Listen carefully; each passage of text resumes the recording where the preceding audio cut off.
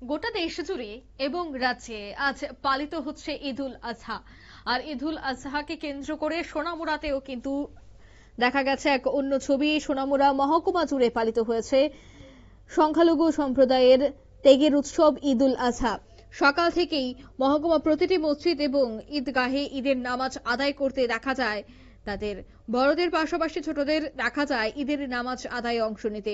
এদিন নামাজ আদায় করে সমগ্র রাজ্যবাসীকে ঈদের শুভেচ্ছা জ্ঞাপন করেন প্রাক্তন মন্ত্রী তথা বিজেপি সংখ্যালঘু মোর্চার রাজ্য সভাপতি বিল্লাল মিয়া। তিনি বলেন, ধর্ম যার যার, উৎসব সবার।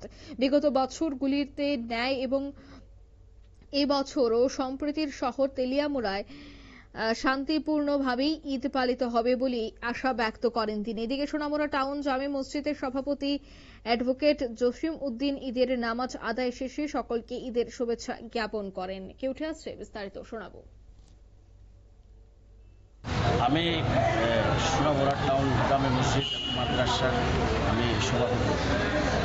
আমি আজকের এই ঈদুল আজহারের দিনে আমি রাজ্যবাসীকে ঈদের শুভেচ্ছা জানাচ্ছি এবং আজকের এই দিনে বিশেষ করে যে আজকের এই দিনটাকে কুরবানি হিসেবেও বলা হয়, যে কুরবানির দিন, যেটা আক্ষরিক অর্থে স্যাক্রিফাইস যেটা বলা হয়েছে।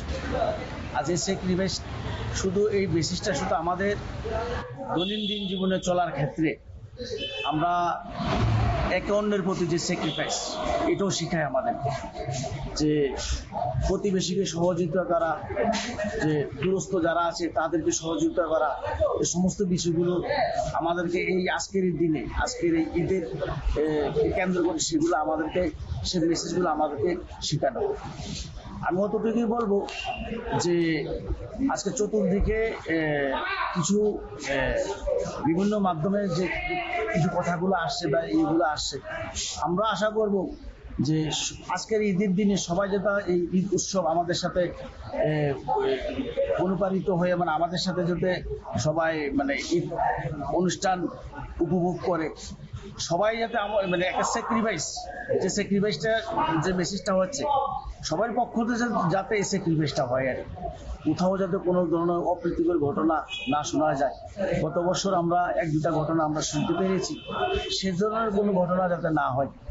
তো পাশাপাশি আমি সেটাও বলবো, বিশেষ করে এদিন তিনি বলেন যে নির্দিষ্ট স্থানে এবং পর্দার আড়ালে যেন কোরবানি করা হয়, যাতে নিজেদের উৎসব উদযাপনে কারোর অসুবিধার কারণ না হয়, সেদিকে লক্ষ্য রাখতে হবে।